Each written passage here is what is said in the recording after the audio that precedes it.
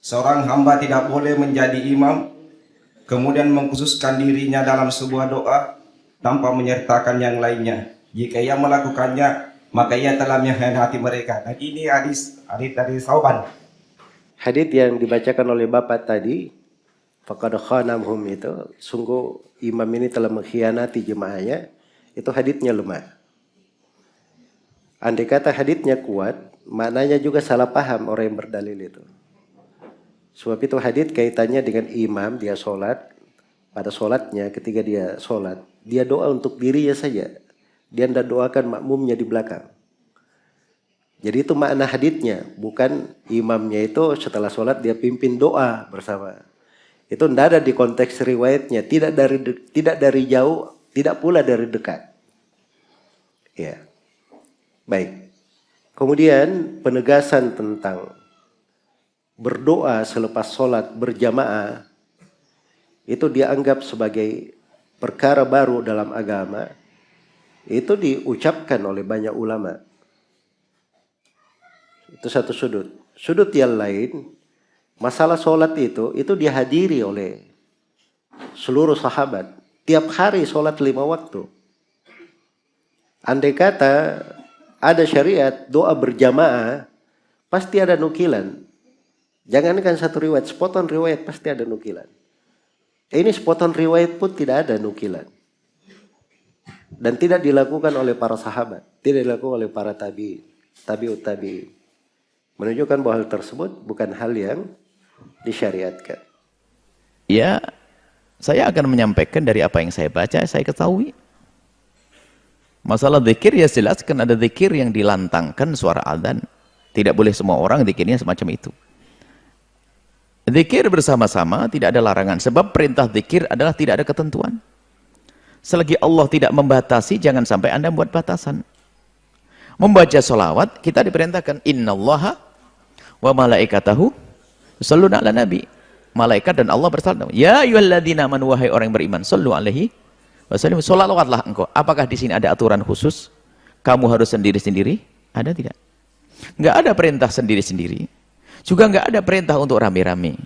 Artinya kapan terjadi zikir boleh.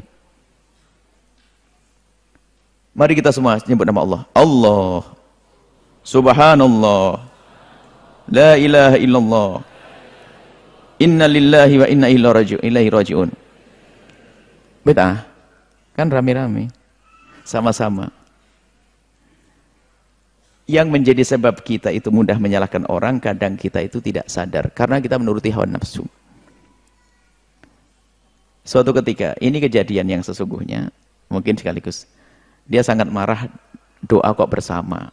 Doa itu sendiri baik. Akhirnya dia akhir majlis yang ngomong, ya Allah, semoga Allah menjadikan kita hamba yang ahli surga. Amin. Nah, dia juga ngomong amin dia. Ini Masya Allah. Makasih Ustaz. Kita barusan doa bersama. Jadi sebetulnya nggak ada masalah yang demikian itu. Anda kalau dipermasalahkan, Anda jangan menganggap itu sebuah masalah.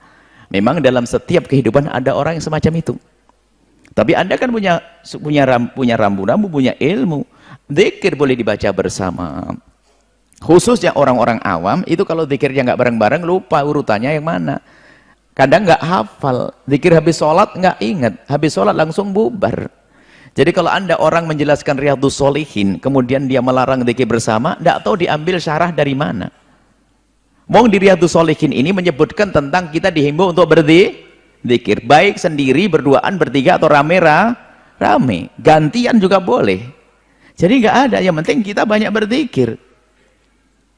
Kemudian, ya kalau rame-ramenya tanpa disengaja ya, memang ada larangan, harus rame-rame tidak disengaja. Nggak ada, sengaja, tidak sengaja. Jadi Anda jangan membatasi, begitu. Zikir ya zikir. Mengangkat suara ya, penting jangan lantang bikin orang pusing kaget, wajar. La ilaha illallah. Subhanallah. Jadi itu sebetulnya lagi-lagi tadi hawa nafsu. Kalau sudah kita kadang-kadang begini, kalau sudah tidak senang dengan kelompok itu apa saja dikan salah. Dibahas urusan zikir, zikir bersama jadi bid'ah. Mengeluarkan suara dalam zikir bid'ah. Wong Nabi pernah melihat orang berzikir, dengar orang berzikir kok. Mengucapkan zikir Nabi mendengar, Nabi tidak melarang kok. Ini seperti itu. Jadi Kalau Anda bertemu dengan yang demikian itu, ya doain semoga Allah memberikan hidayah agar orang itu bisa menjaga lisannya, tidak mudah menyalahkan orang lain. Kalau Anda berzikir sendiri, hebat. Lalu Anda mengajak anak-anak berzikir juga hebat. Anda habis sholat zikir diam sendiri, alhamdulillah mau zikir. Enggak zikir pun enggak apa-apa, sunnah yang penting sholat. Lalu tiba-tiba Anda mengajak zikir karena banyak orang awam yang hafal, bagus. Anda suarakan zikir boleh. Sholat bareng-bareng ya, kalau enggak bareng-bareng malas, oke.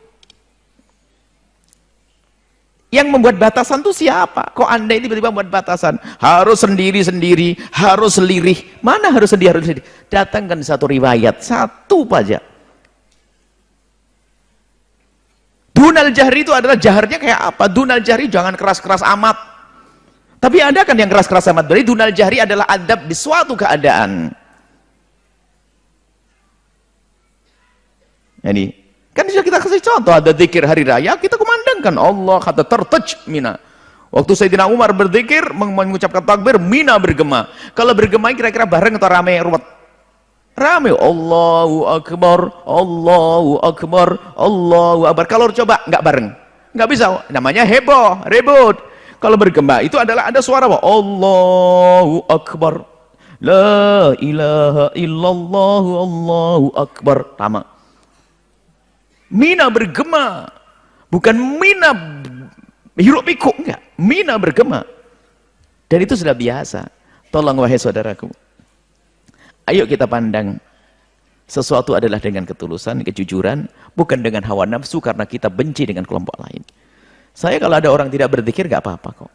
Yang penting mau sholat zamannya zaman sholat saja.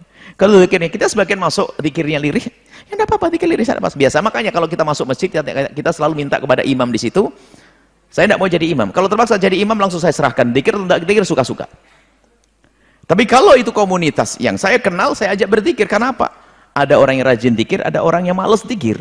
Kalau yang rajin zikir, biarpun saya tidak zikir, dia akan berzikir. Yang malas zikir sayang, dia nongkrong ngobrol nanti ngomongin di masjid akhirnya jual berapa hargamu? Jualan akhirnya di masjid. Jadi seperti itu wahai penanya, jangan mungkin di kiri kananmu ada orang yang mempermasalahkan masalah ini, orang hebat. Jangan mempermasalahkan orang yang mempermasalahkan. Sebab orang mempermasalahkan memang dia masalah. Jadi Anda tidak usah bingung dengan yang demikian itu. Cukup Anda dengan yang Anda yakini, yang saya jelaskan adalah saya ambil dari para ulama. Bukan saya ngarang-ngarang begitu, saya tidak punya pendapat sendiri. Hanya bahasanya saja saya hadirkan seolah-olah bahasa saya. Gitu Sabit. Semua tidak saya ambil dari ulama. Jangan ngomong wah Buya bisa menjelaskan hadis, tidak. Saya ngintip dulu dari perkataan ulama. Masalah zikir saya baca perkataan ulama. Wallahu a'lam bishawab.